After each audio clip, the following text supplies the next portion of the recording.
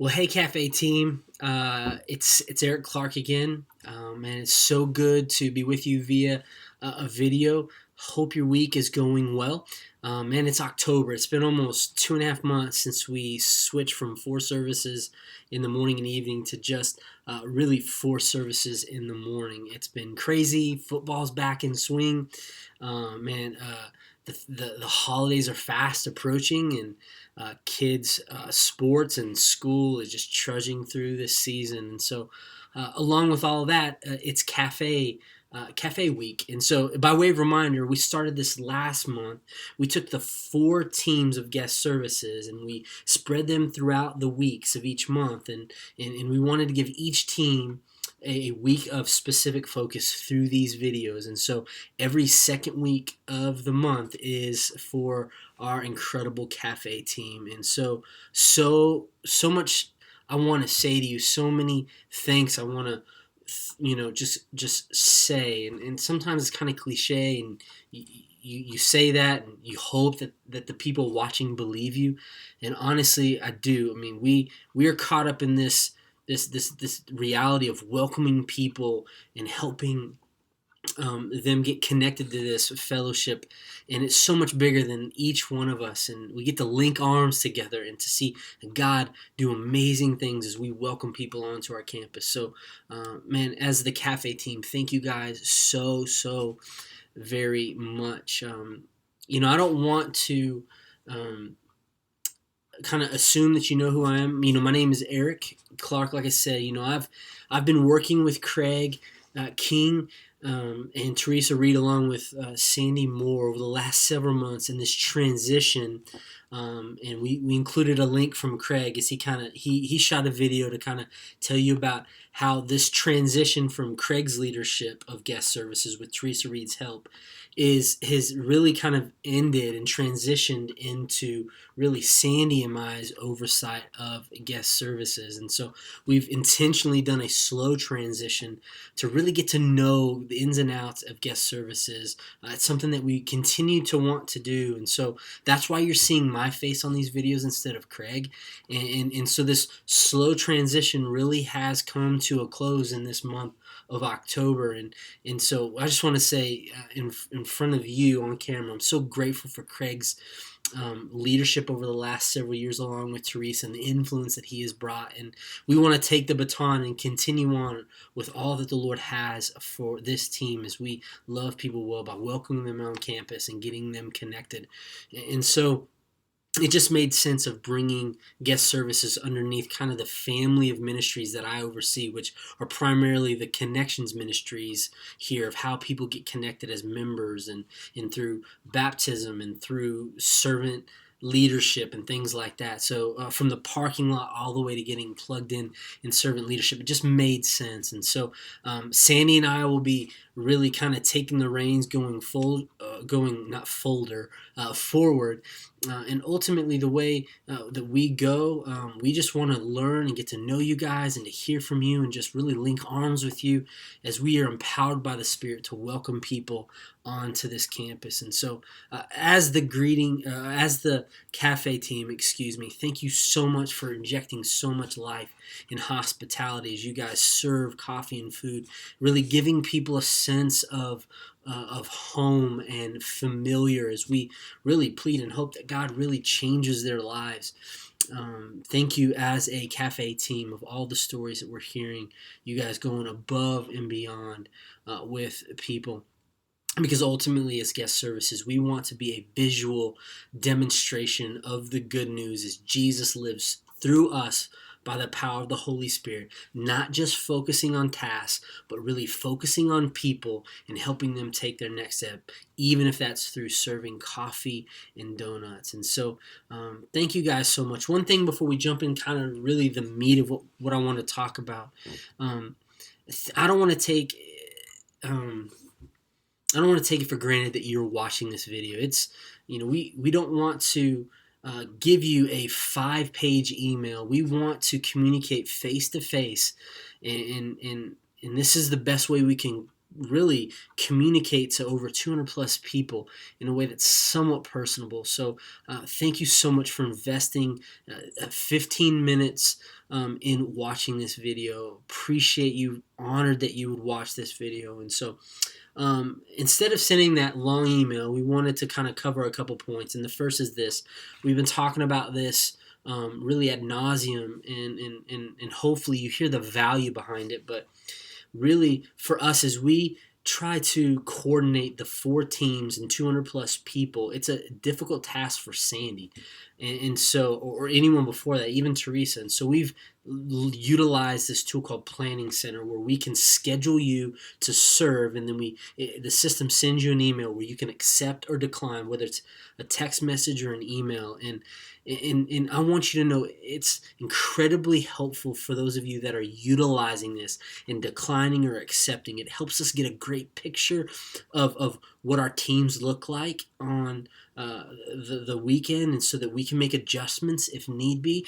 And so if you're using the system, thank you for doing that.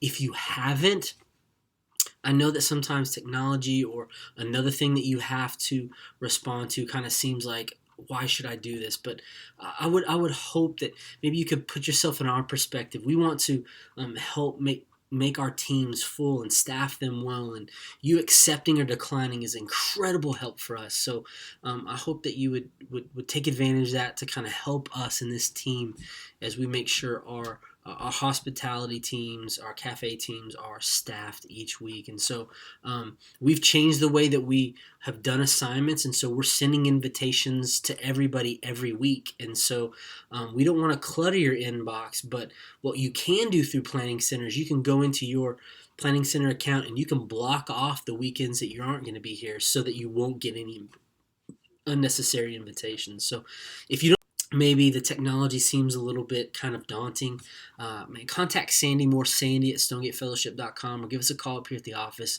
We'd be more than happy to help you kind of get situated with Planning Center. The second really is another tool that helps us as your staff, and that's you checking in at one of the kiosks to the left of the bookstore, really checking in, getting your name tag. There's a lot of benefits for us as staff, and so if you could, when you show up on campus, make sure you check in. For those of you who do that, thank you so much for doing that. It's incredible. If you aren't checking in, I want to communicate the value behind that. So for us as staff, when we pull the reports after each Sunday, it gives us a good picture with Planning Center and check-ins and kind of together. It gives us a great picture of who was there and who wasn't, and who maybe we need to follow up with to see how life is, to make sure they're good, if they're still invested in this team, or if they need to move on to another team. We want people to thrive where they serve, not just begrudgingly do a job. And so knowing who maybe to follow up with and who's here is incredibly helpful. But then it even goes further than that, because as we consider starting new campuses, knowing how many people it takes to get a campus going through the people who check in gives us a great picture of, okay, if we're going to launch a campus here, these are how many greeters, cafe, parking, and ushers that we need. So thank you so much for helping us, because ultimately our goal is to increase the total percentage of serve on a week-to-week basis, and by checking in, that gives us really good metrics and reliable metrics to work through. We don't want it to be another hoop that you have to jump through, and so we want to communicate the value of that.